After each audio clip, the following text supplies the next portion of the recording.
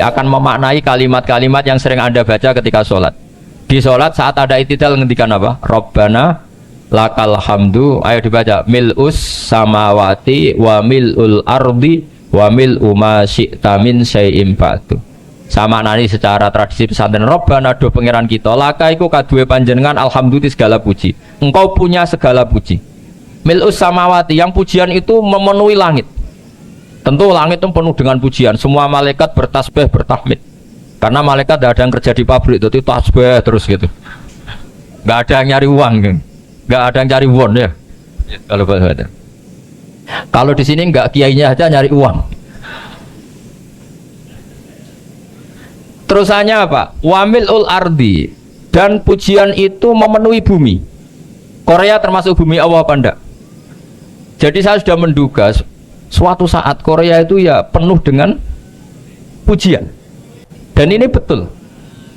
Siapa yang ngira kalau di bumi Korea ada yang hafal lagu Sakduna itu? Itu lagu kesayangan guru kita semua, Kiai Haji Maimun Zubair. Gak ada yang ngira. Siapa yang ngira kalau di sini ada ngaji seperti ini? Di Rusia juga sama. Uni Soviet itu negara ateis. Tapi lama-lama pecah karena glasnost itu dan perestroika itu. Kemudian menjadi pecahan-pecahan negara Muslim. Ada Uzbekistan, Tajikistan, Ceknya, semuanya menjadi negara apa? Muslim. Karena dari awal lakal hamdu mil'us samawati wa mil'ul ardi, dan pujian itu pasti memenuhi langit juga memenuhi bumi. Kalau Anda baca itu di Indonesia mungkin wajar, di Indonesia banyak acara-acara seperti ini. Tapi kalau di Korea ternyata benar. Dan Anda ini kalian semua termasuk pembuktian benarnya wa mil'ul ardi. Keren kan teman? Oh keren sekali, bukan sekedar keren, keren sekali. Makanya saya jarang diundang pengajian mau, tapi dia undang di Korea mau. Tapi saya ada niat datang undangan, memang saya ingin datang. Jadi ya karena itu ini bentuk penghormatan saya. Bentuk penghormatan saya bahwa pada akhirnya benar-benar lakal hamdu mil'us samawati wa mil'ul ardi. Jadi Anda tidak perlu pesimis, dulu Indonesia juga seperti itu. Banyak Buddha, Hindu, macam-macam ateisme. Kemudian berkatnya para ulama sekarang jadi negara yang mayoritas Muslim. Korea barokahnya orang-orang kedonyan seperti ini banyak Islam itu. Gak apa-apa, karena sebagian agama Islam, sebagian sejarah ditulis di bawah pedagang-pedagang Gujarat. Kira-kira orang Gujarat ke Indonesia dulu yang namanya pedagang cari apa? Uang. Tapi namanya orang Islam, hatinya tetap adanya tauhid. Nyari uang ya tetap sambil dakwah. Kalau yang ke Korea langsung kiai mungkin tidak seramai ini Islam. Karena kalau kiai datang langsung dicurigai jadi misionaris, jadi ribet malah. Tapi kalau sampean nggak ada yang curiga. Namanya pekerja, pekerja saja nyari uang. Dan itu memang fakta. Cuma kadang ya sadar terus ya bagus lah seperti itu.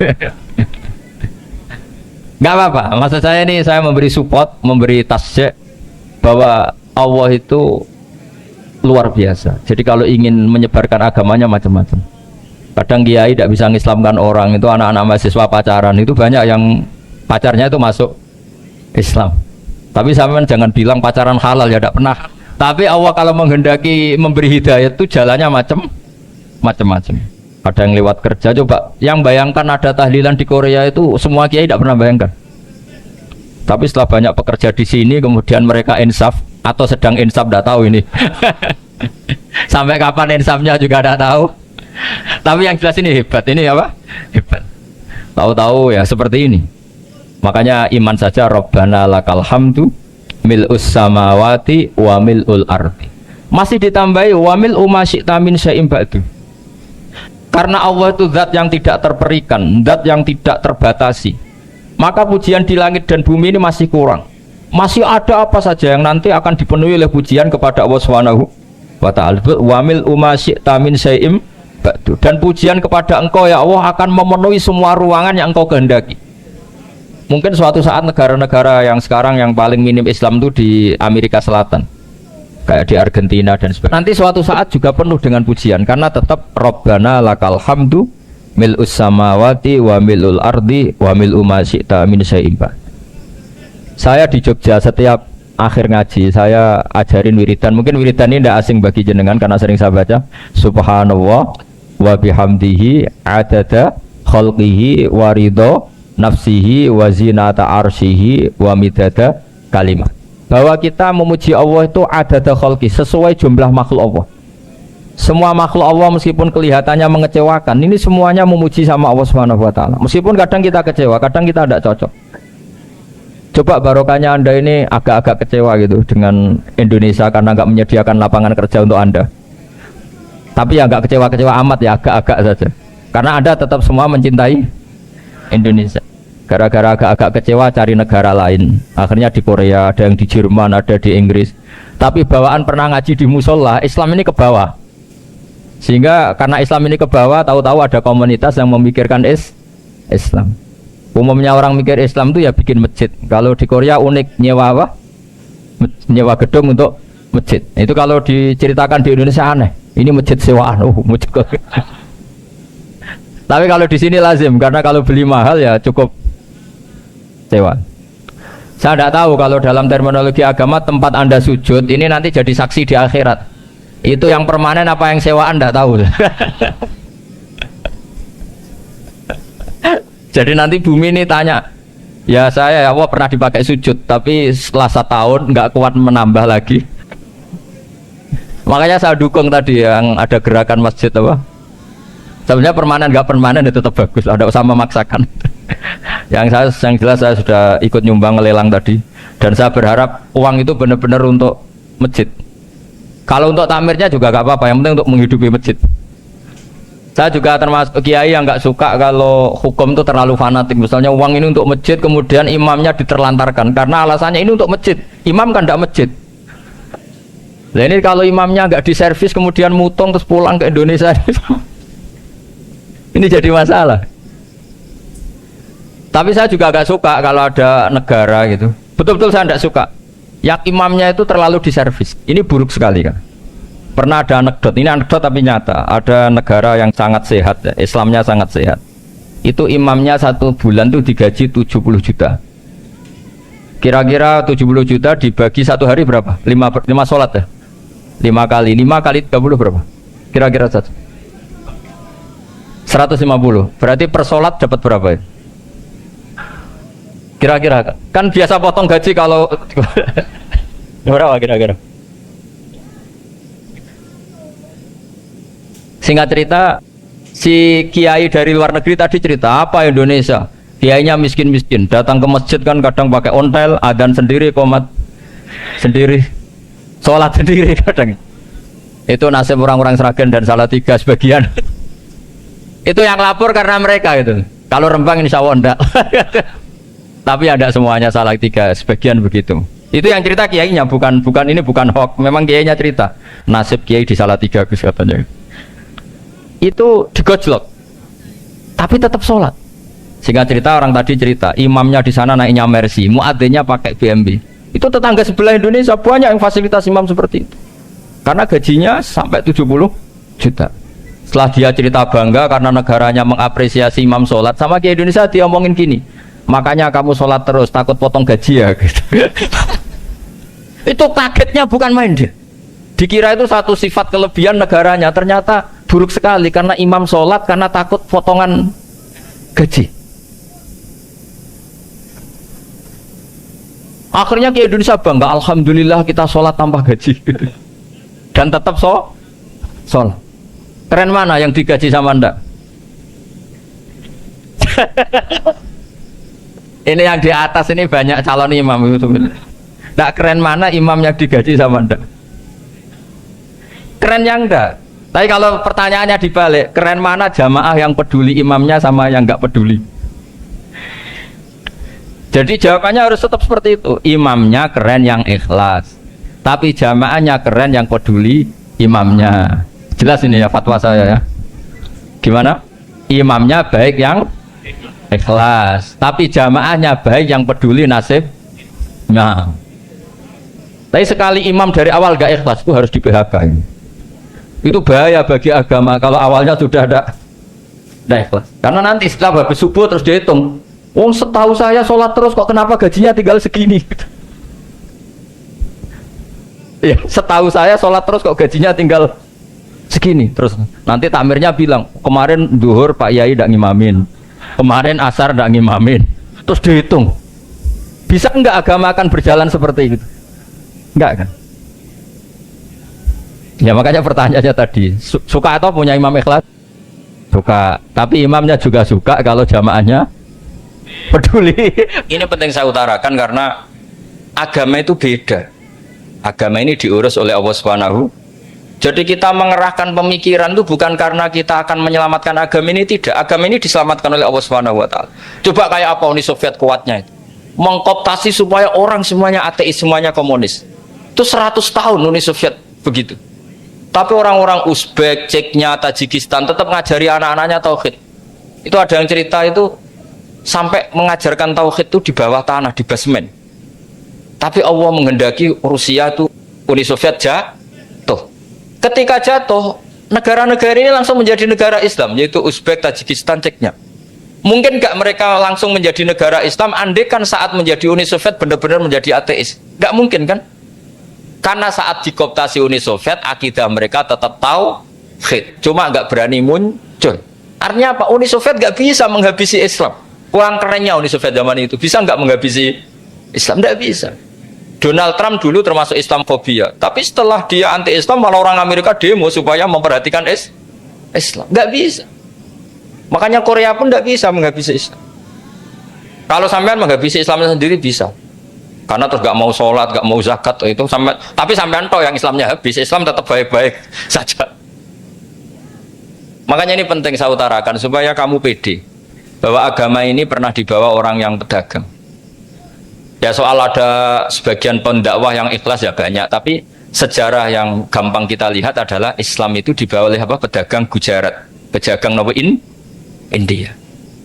Nggak apa-apa, sejarah itu meskipun sebagian menentang nggak apa-apa, tapi sejarah itu tetap ada. Pasti sebagiannya memang seperti itu, dan itu tidak masalah. Saya ulang lagi, itu tidak masalah. Coba dulu pemain bola kalau di Inggris itu kalau mau sholat susahnya bukan main, apalagi kalau mau puasa. Kalau di sini kerja puasa katanya mati lu kalau apa puasa. Kalau mau sholat katanya dicari mana ini berhalanya kok. Kata orang-orang ateis kan gitu, dicarikan patungnya. Kali ini sholat kok nggak ada patungnya, ini gimana ini? Ya ngalamin gitu. Tapi Allah Maha Kuasa. Banyak investor mana itu Dubai atau Qatar yang tertarik investasi di dunia bola. Kayak Sulaiman Al-Fahim makanya beli Manchester City. Itu sekarang pelatihnya negara orang sholat gak berani, bahkan di tengah stadion dibangunkan masjid. Kalau sampai daftar jadi muadzin bisa. Apa nyanyi Sakduna di sana juga bisa. Dulu Aljazair bencinya bukan main. Apa Perancis sama orang Islam itu bencinya bukan main. Barokahnya Zidane pemain bola dan juara dunia, terus Zidane turunan Aljazair. Akhirnya orang Perancis itu mencintai Islam, itu barokahnya sepak bola. Allah punya sekian cara untuk mengenalkan Islam. Di Perancis dikenalkan lewat pemain sepak bola. Nah di Korea ini yang agak unik, dikenalkan lewat pecinta wong. Saya jamin ini tidak apa-apa, sudah tidak apa-apa, sudah aman, pokoknya aman. Saya jamin aman. Pokoknya alhamdulillahilladzi hadana lihada wa ma kunna linahtadiya laula an hada. Karena agama ini dibawa oleh Allah Subhanahu wa taala, yang menjaga juga Allah Subhanahu wa taala. Sama tidak usah khawatir. Kalau ada kelompok tertentu yang mengkhawatirkan Islam, sekarang Islam bahaya gini-gini, itu kurang rojak, itu kurang optimis itu. Harapannya sama Allah tipis, harus ngaji lagi. Agama ini limangka nayarjuwa hawal yaumal akhir. Agama ini bagi yang terus-menerus berpengharapan kepada Allah Subhanahu wa taala. Agama ini limangka nayarjuwa, coba bahasa Arabnya roja yarju rojaan. Maknanya harapan. Jadi agama ini bagi yang selalu berpengharapan, bukan yang pesimis, bukan yang hati kecil, apalagi yang tukang putus asa. Coba agama ini begitu luar biasa, dibawa orang yang macam-macam. Tadi di Perancis itu dibawa oleh pemain apa? Bola. Ada masjid di Inggris itu ya dibawa mahasiswa-mahasiswa itu yang dulu sebagian yang nggak pernah ngaji, setelah di Inggris bikin komunitas pengajian. Di Korea dibawa di pecinta apa? Tapi lama-lama cinta Tuhan. Karena ya memang sebenarnya sudah cinta Tuhan. Cuma ya cara cinta ini nunggu punya uang Ya sudah, alhamdulillah seperti ini sudah luar biasa, sudah. Insya Allah diterima oleh Allah Subhanahu wa taala. Saya selalu berharap Semoga ini tetap apa ya, satu bukti bahwa Allah itu harus kita sembah di mana-mana. Karena tadi Allah akan selalu apa? Rabbana lakal hamdu mil'us samawati wa mil'ul ardi wa mil'u ma syi'ta min syai'in ba'du. Bahwa pujian kepada Allah akan selalu memenuhi langit dan memenuhi bumi. Bumi Korea termasuk buminya Allah. Makanya pegangan yang saya minta sama pengurus untuk di-share adalah apa? Dawai Rasulullah Shallallahu Alaihi Wasallam. Mungkin nanti panitia harus mengeser itu. Ini Musnad Ahmad, riwayat dari Imam Ahmad. Al Bilad bila dua sudah punya. Nanti di-share ya yang itu. Al Biladu bila dua, bahwa negara hakikatnya adalah negara Allah. Wal ibad ibadullah, semua hamba hakikatnya adalah hamba. Di hadis itu fahaitsuma asabta khairan faakim. Kapan saja kamu menemukan kebaikan di tempat Anda berdomisili, faakim, kamu tidak apa-apa di sini. Kamu di sini dapat uang, dapat masjid, dapat sewa masjid. Tidak tahu sewa apa permanen, pokoknya itu bagus gitu. Buminya dirayu, bumi meskipun ini nggak permanen, tapi tetap jadi saksi loh ya. Harus ada kompromi ini. Karena kalau dengar orang Indonesia jadi aneh, masjid kok nyewoi. Tapi aneh di Indonesia, ada aneh di sini. Sampean tenang saja. Tentu malaikat pencatat di sini juga sudah tahu kalau sebagian masjid itu sewaan. Jadi ya ada eskal-eskal amat lah, sudah nggak janggal-janggal amat karena kondisional apa. Jadi saya nanti minta panitia supaya mengeser tadi hadis riwayat siapa, Imam Ahmad bin Hambal, yang diriwayatkan oleh salah satu minal asyrah al mubasysyirina bil jannah, yaitu Zubair bin Awam.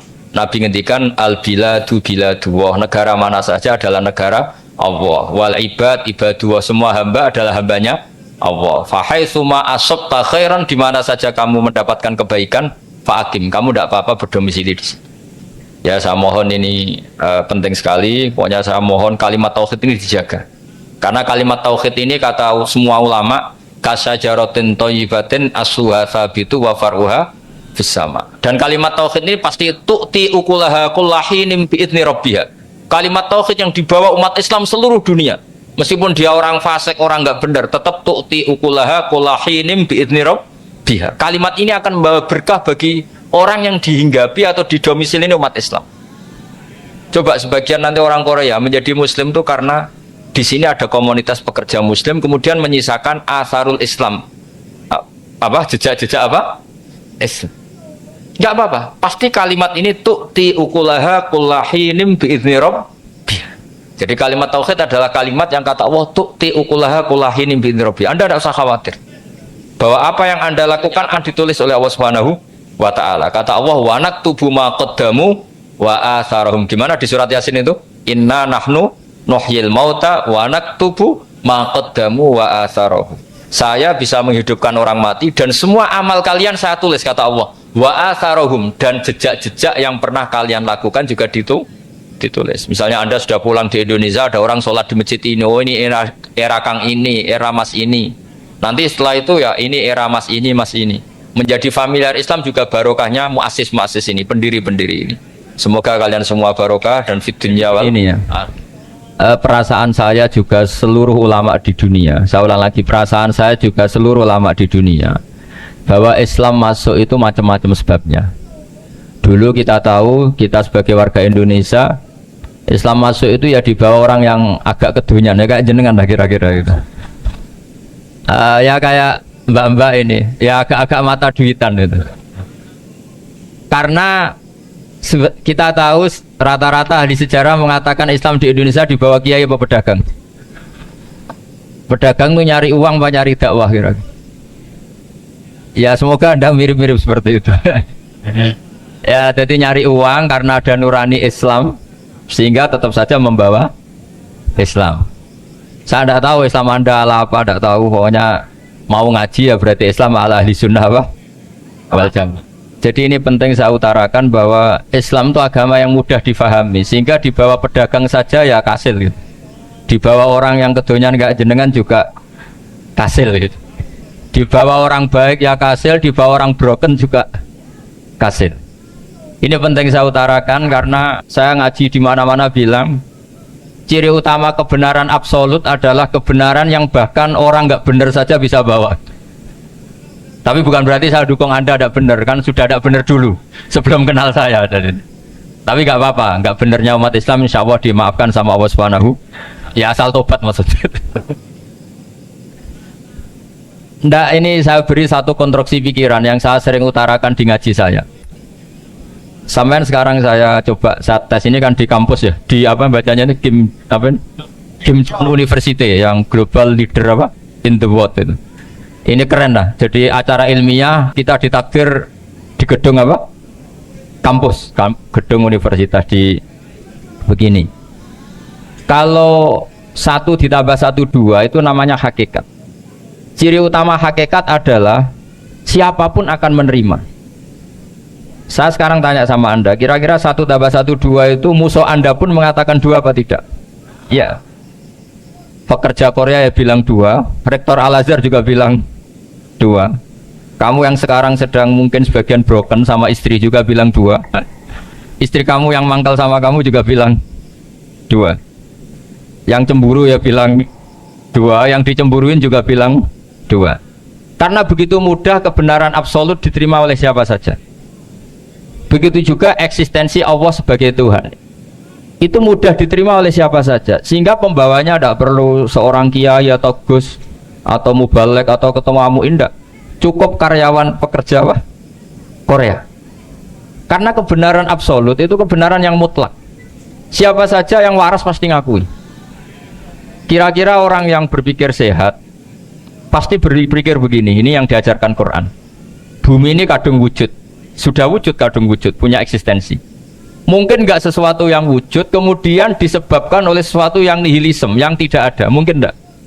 Enggak mungkin. Yang namanya penyebab itu harus sesuatu yang wujud. Di mana-mana penyebab itu harus punya eksistensi. Karena langit dan bumi ini kadung wujud, pasti penyebabnya adalah wujud. Karena wujud penyebab harus bersifat super. Lah bersifat super ini oleh ulama dikatakan wajibil wujud.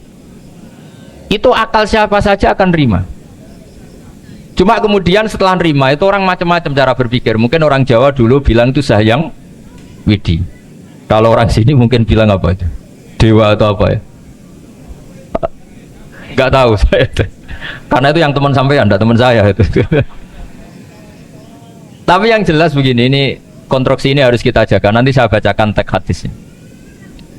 Kebenaran sejati ciri utamanya adalah ada absolutisme, ada kebenaran mutlak. Ciri utama kebenaran mutlak adalah diakui bahkan oleh siapa saja, termasuk oleh orang fasik. Orang fasik itu orang nggak benar. Misalnya ada imam masjid besar Istiqlal, ditanya 1 tambah 1 bilang apa? 2. Nanti kira-kira yang lonte juga bilang apa? 2. KPK juga bilang koruptornya yang ditangkap 2. Nah, eksistensi Allah sebagai Tuhan ini kebenaran yang absolut. Maka agama ini juga boleh diterima oleh siapa saja, termasuk oleh orang fasik, orang nggak jelas. Ini penting saya utarakan karena sekarang marak kelompok yang mengatakan orang Islam kalau zina menjadi tidak muslim, orang Islam kalau korupsi menjadi tidak muslim, salah sedikit tahlilan jadi kafir, percaya wasilah jadi itu tidak benar seperti. Karena kebenaran eksistensi itu kebenaran yang nggak bisa diganggu gugat. Seperti Anda ini kan warga Indonesia, KPK ya warga Indonesia, koruptornya juga warga. Apa setelah dia korupsi lalu tidak warga Indonesia? Tetap warga. Orang yang meyakini kalimat tauhid setelah dia salah apa terus tidak tauhid? Kan tetap ya. Maka dia tetap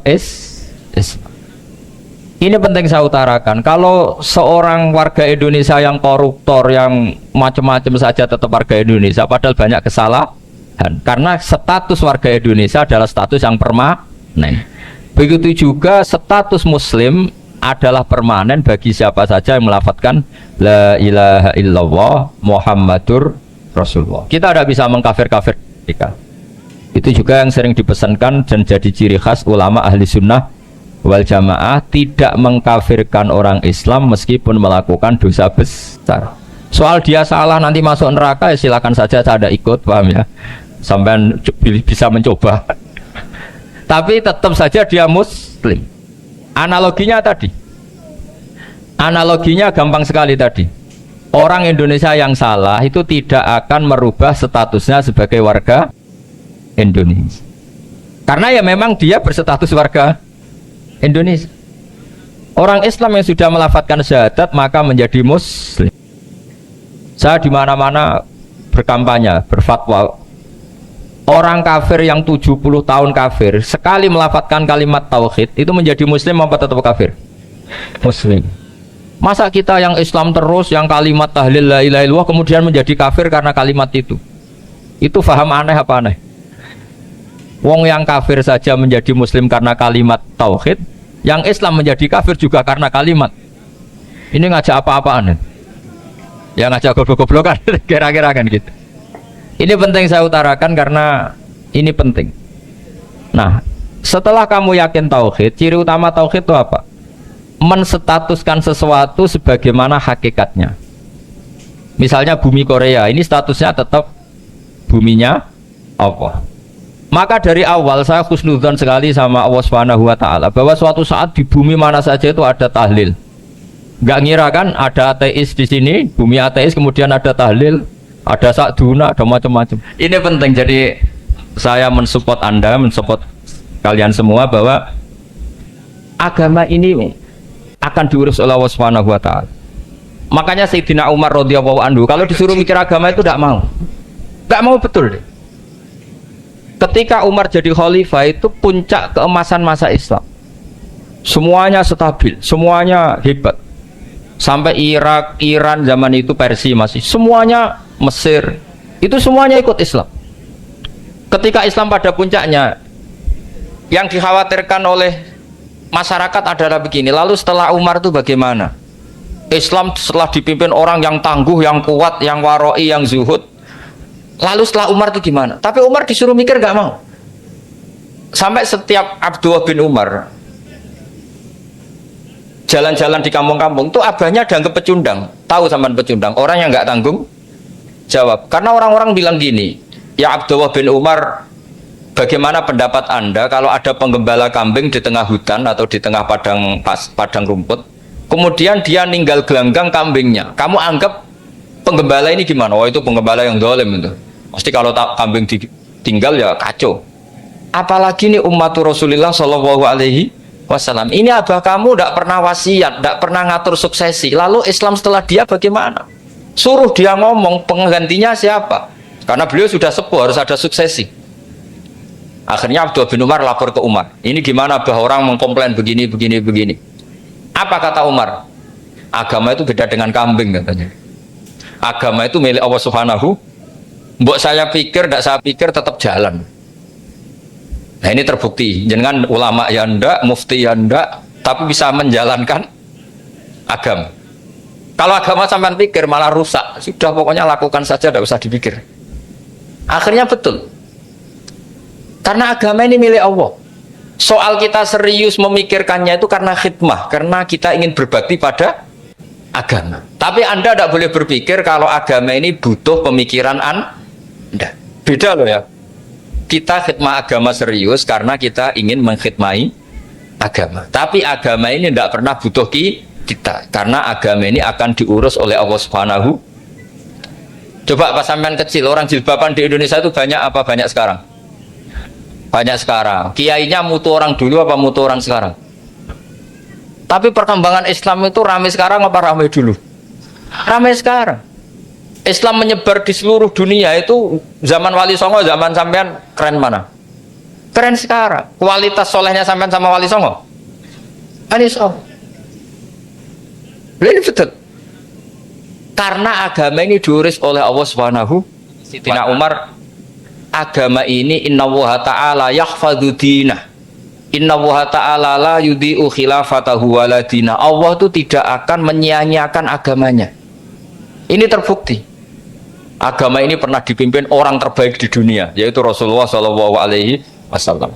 Ketika beliau intakola ila rofiqil ala, ketika beliau pindah ke alam sana, diteruskan oleh sahabat yang tentu jauh di bawah Rasulullah, diteruskan tabiin, diteruskan para wali songo, diteruskan sang sampean yang jauh di bawah wali songo, sejauh-jauhnya. Tapi agama jalan sampai Korea. Agama jalan sampai apa? Dulu Wali Songo itu hanya sampai Mojokerto, sampai Tulungagung. Di bawah sampai Kelayaban sampai mana ini?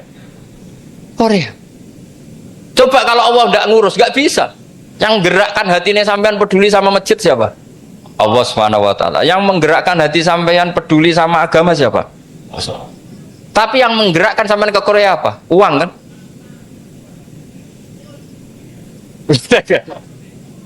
Enggak, enggak apa-apa, jujur saja, jujur ya, santai aja. Ini bagian dari keramatnya jenengan. Niatnya agak bener tapi dibenerin Allah di sini. Dari awal niatnya kan uang gitu. Tapi setelah di Korea dibenerin Allah. Mbok ingat agama gitu. Keren kan? Makanya yang syukur sama Allah Subhanahu wa taala. Yang bisa hanya Allah taala. Makanya dalam dunia kiai selalu baca apa? Alhamdulillah alladzi hadana li hada wa ma kunna linahtadiya laula an hadana Allah. Alhamdulillah kita diberi hidayat seperti ini. Kalau tidak Allah tidak bisa.